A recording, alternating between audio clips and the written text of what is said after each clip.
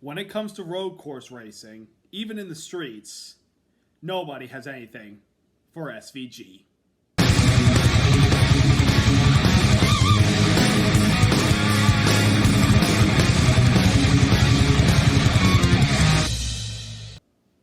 Hey there, race fans. It's Race Day Top 5 with me, Frank 5. Chicago, racing in the streets. A new thing that we started a couple of years ago, running a road course race in the middle of the streets. Something NASCAR expanded on, and the first couple years that we've driven at this street race, it's been relatively good, despite the weather that has hampered it, both races.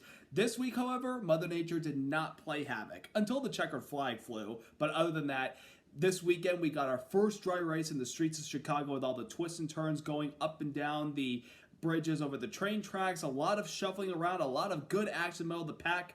But at the end of the day, one man on top had one hell of a weekend. Let's get into all that happened in the streets of Chicago.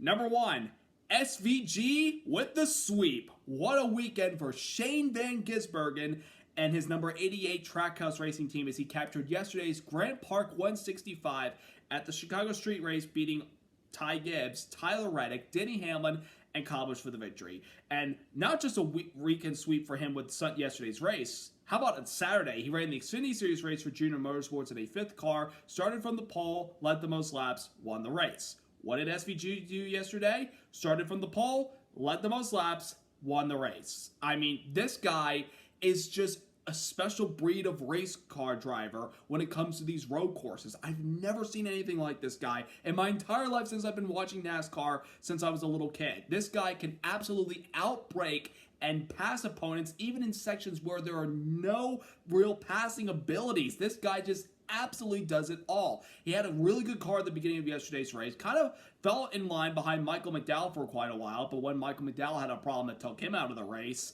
SVG was pretty much in prime position to take control the rest of the way, and that he did. I mean, that 88 car, they had it hooked up, and they just bring really good cars to these road courses to suit SVG's racing style. We've seen what he's done in rally cars, if you watched him from Australia and New Zealand, and here in America, when we came to this street circuit 2 years ago, he made his Cup debut here. This was the circuit that he got his first career Cup Series win. We had never heard of this guy before.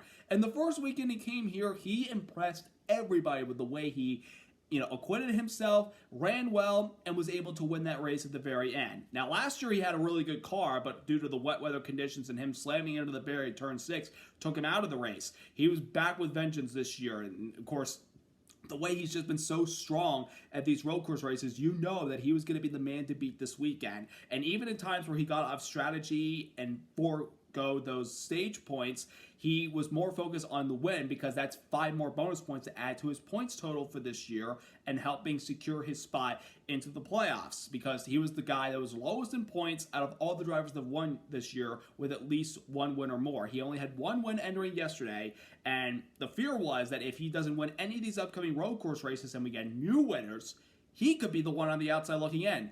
That's all gone to bed now that SVG got the second win yesterday, and he's now officially locked himself in the playoffs. And who says he cannot win these upcoming road course races in the regular season, adding more bonus points to his points total, and if he somehow can make it through the first round of these playoffs?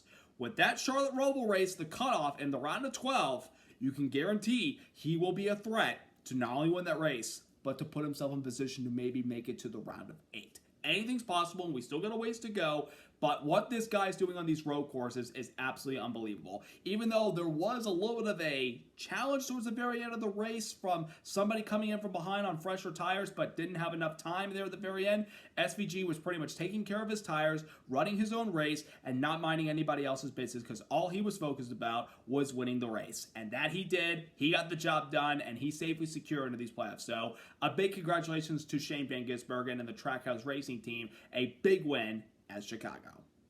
Number 2, controversial calls. While SVG did win the race yesterday, the ending was overshadowed by a big decision by NASCAR after they took the white flag. So seconds before SVG came off of turn 12 to take the white flag, Cody Ware, who was running in the middle of the pack, actually around the top 20, lost a brake rotor down the straightaway heading off into turn number 6 and went head on into the barrier. And by the way, if you see the clip, the fan view on Twitter or X, whatever you want to call it, you go and see that video of how hard he hit it at that speed, you will clench your teeth. It was that hard of a hit. Thankfully, Cody Ware was okay. We're always worried about driver safety and everything. He went head on to the barrier, that tire barrier at turn 6, and I was really scared, not only for him, but also I'm thinking, NASCAR's got to throw the caution because that thing's stuck in there and there's no way that he can get it out. But he didn't pull out and he didn't drop the window net to let the crews know that I'm coming out and pretty much generate a yellow. But NASCAR waited at least 30 plus seconds after that incident to make a decision, and literally after SVG took the white flag and he worked his way through turn 2, NASCAR said, okay, he's not getting out of there, we're going to throw the caution and the race completely.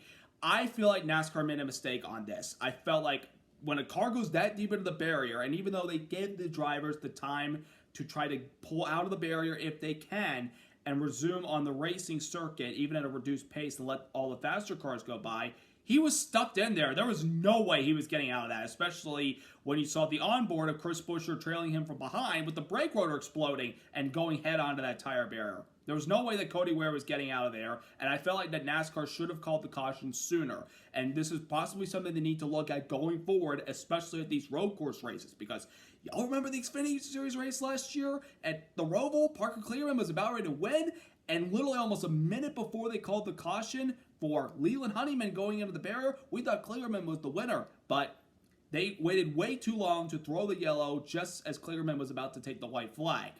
And it really got, a lot of people on NASCAR's case there for not making the decision sooner to call the caution, even though they saw the lights come on after he crossed the line. Well, the lights came on actually before Kligerman crossed the line. But aside from that, these are some decisions that NASCAR needs to continue to try to improve on, especially when it comes to these road courses. If somebody goes head on the barrier and there's no way they're getting out, and there's a decision that needs to be made before possibly the white flag is waved, you need a decision whether to call the caution quicker or wait for him to get an opportunity for the driver that's in that situation to pull out of there and try to see if they can get the car rolling again. But watching that replay, there was no way that Cody Ware was getting out of that at all. And I'm going to say this. If that caution did come out before they took the white flag, I will say this.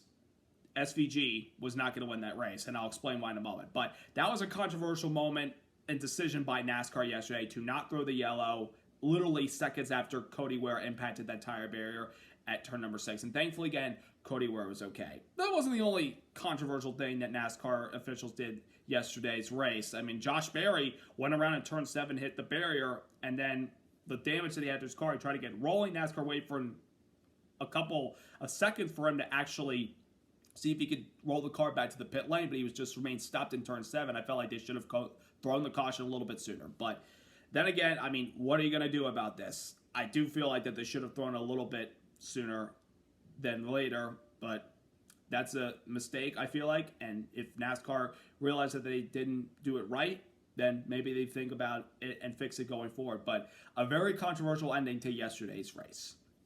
Number 3, heartbreak for Reddick and McDowell. A couple guys that had an opportunity to upset Shane Van Gisbergen yesterday get affected with certain circumstances. Starting first with Michael McDowell, who started on the front row next to SVG. He said early in the week, SVG is vulnerable at these road courses. We could beat him. And I said, okay, Michael, you said those words. Why don't you go and show us? Well, at the beginning of the race, he did. He took the lead from SVG at turn 1 on lap 1, and he kept that 88 car right behind him for a majority of the time. That 71 car, Michael McDowell, was really, really fast yesterday, and it looked like it could have been maybe him and Shane Van Gisbergen duking it out despite the strategies. McDowell elected to stay out in after stage number 1 concluded, and then put him in the pack, and then he got back together with the SVG car. But then, in the middle of stage number 2, McDowell reported to his Spire team that his throttle was sticking, and that means that the throttle pedal to the accelerator is going down to the floor, and you can't really pump it, especially when you're using the brakes. McDowell knew right then and there he was in trouble, especially when it comes to these road courses. McDowell is a really good road course ace. It pretty much took him out of contention, so they came to pit road to see if they could fix the issue. Unfortunately, they had no luck, and they had to retire the car, and it definitely sucked because McDowell had an opportunity to possibly win that race yesterday. And then we go to Tyler Reddick, the man who was charging towards the very end of the race, because late in the race, we had a caution with about a couple of laps to go, and Tyler Reddick was one of the few cars that came down pit road to come and get some tires.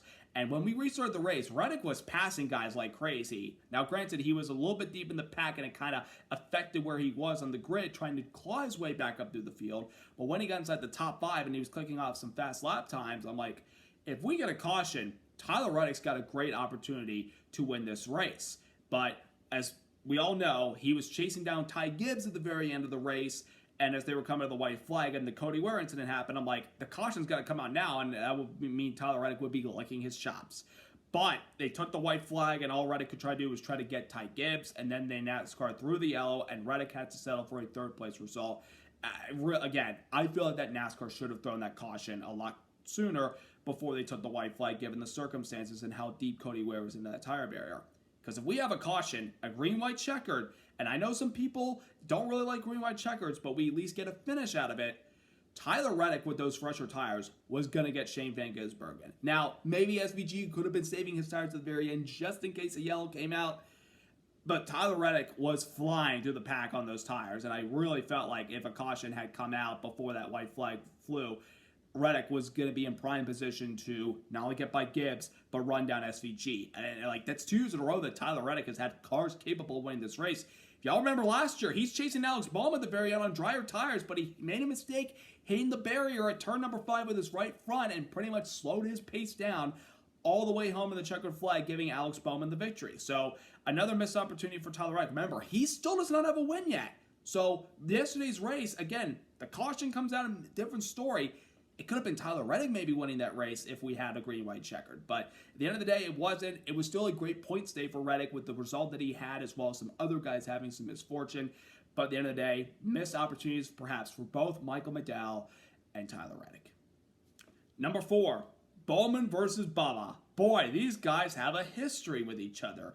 Yesterday, they were interviewed on the pre-race talking about their positions when it comes to both of them going head-to-head in the in-season challenge, as well as the drama of trying to stay above the cutoff line when it comes to the playoffs and everything, because these two do not have a win right now, and they both remain above the cutoff line entering yesterday's race and after yesterday's race. But these guys had some battles of their own. Now, both of them had to start at the back of the field because of unapproved adjustments that they had to do after some incidents that they suffered during qualifying session on Saturday. But both of them, through strategy as well as good race cars, were able to pick their way through the pack and get up inside the top 10. Both of them were able to get some stage points. But then we get into the final stage. After that final restart, Bowman and Bubba were going at it in the middle of the pack around the top 5 to top 10, duking it out side by side, making contact with one another. When Bowman made a pass on Bubba coming off turn number 11, it felt like Bowman was going to drive away, but then Bubba from behind starts to come in with a full head of steam, hit the back of Bowman and kind of ruffled him loose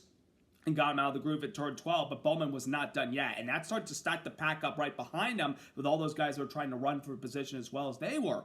But those two were going at it, and then Bubba got by Bowman slightly, because off of turn number 2, Bubba's trying to clear Bowman, but Bowman's fender's right there, and Bubba cuts across Bowman's nose, goes around, and he hits the barrier on the inside of the straightaway before they head down to turn number 4, pretty much taking Bubba Wallace out of each result. Remember, he's the last guy above the cutoff line, and with the deep field result that he had yesterday, he's only 2 points above the cutoff line, which, if he somehow misses these playoffs because of what happened yesterday, yesterday's incident is what will happen looking back on it. Bubba does not make these playoffs. Now, as for Alex Bowman, he was able to carry on home and finish inside the top 10 and 8 spot. He was able to get some stage points. Now, he still has the same margin above the cutoff line leaving yesterday's race as he did entering the race, but nonetheless, drive from the back, get up in the top 10, score stage points is impressive.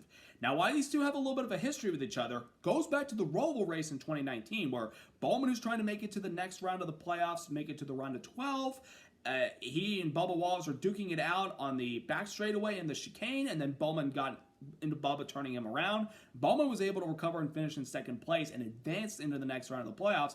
Bubba, who was a little frustrated about how Bowman raced him, as well as giving him hand gestures, I won't go too much detail into that because we all know about what happened.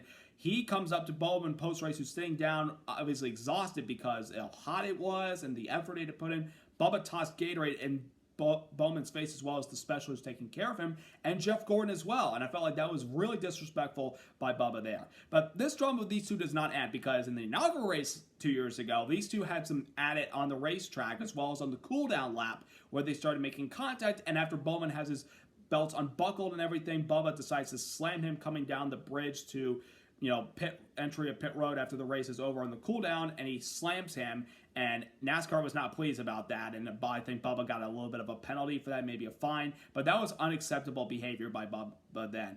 And yesterday's race, though duking out for position, it was good, hard racing, but you also wonder with what happened with those two after that contact that pretty much ended Bubba's day, would there be possible punches thrown post-race? Well, thankfully, we found out that they both kind of had it. They both exchanged what happened, but they were both kind of smiling about it, saying good, hard racing, and I guess they both agreed to just move off of it and go on to the next weekend, which is good. You could agree to disagree about certain things, but as long as you're not throwing punches at the end of the day, I think we're all very happy about that. But Bowman and Bubba went at it again, and it kind of affects how both of them are trying to get in the playoffs right now. At number 5, racing in dry conditions. This was the first Chicago street race that we did not have rain at all. Thank you. I really mean that. And listen, the first 2 years that we had racing this street race, even in the rainy conditions, was fun, but we also wanted to see a full dry race and see what it looked like out there with this car on this circuit in dry conditions. And yesterday, not a single drop of weather hit the racetrack until after the checkered flag flew. Yesterday's racing was absolutely very, very competitive. And by far, I feel like this was the best race of the Chicago street race that we have had. And it was definitely fun to watch these guys duke it out side by side. Close quarters with these guys for a majority of the racing that we had all day long, and had all the strategy changes between who's going for stage points versus who wants track position for the very end of the race for people like Shane Van Gisbergen, and saw a couple guys rally from some incidents. Of course, like Kyle Busch finished in 5th place, but he spun out in stage number 2, and I felt like, oh brother, here we go again, another rough setback for Kyle Busch, who had good pace all weekend, but thankfully he was able to recover inside the top 5. Heck, Denny Hamlin never got a single lap in on Saturday because he had an engine problem. He wasn't allowed to practice. He didn't get to qualify. He started shotgun in the field and came up and finished in 4th spot. Mighty impressive drive. But again, the racing that we saw in the dry conditions yesterday was really, really fun. Now, one big moment happened at the start of the race in lap number 3 at turn 10 when Carson Hocevar, who had a loose car at the beginning, lost control and hit the barrier out of turn 10 and pretty much created a traffic jam heading into turn number 11 that collected Austin Dillon, Brad Keselowski, Todd Gilliland, Riley Herbst, Will Brown, a supercar racer driving a third Collie car that weekend. A lot of guys got taken down in that traffic jam heading into turn number 11 and brought the race to a red flag so we could clean up and then get the race back going. But a really tough moment for a lot of those guys, and it was definitely tough to see some of those guys' race come to a very early end. But other than that, it was a really good race. Now, this begs the question, will NASCAR come back to Chicago next year and run it in the streets? Because I think they experimented with street racing, and I think they've done a phenomenal job with this new experiment of being able to run these Cup cars in the streets, and it definitely works, especially with this car. Now, will we come back to Chicago next year in the city? That remains to be seen.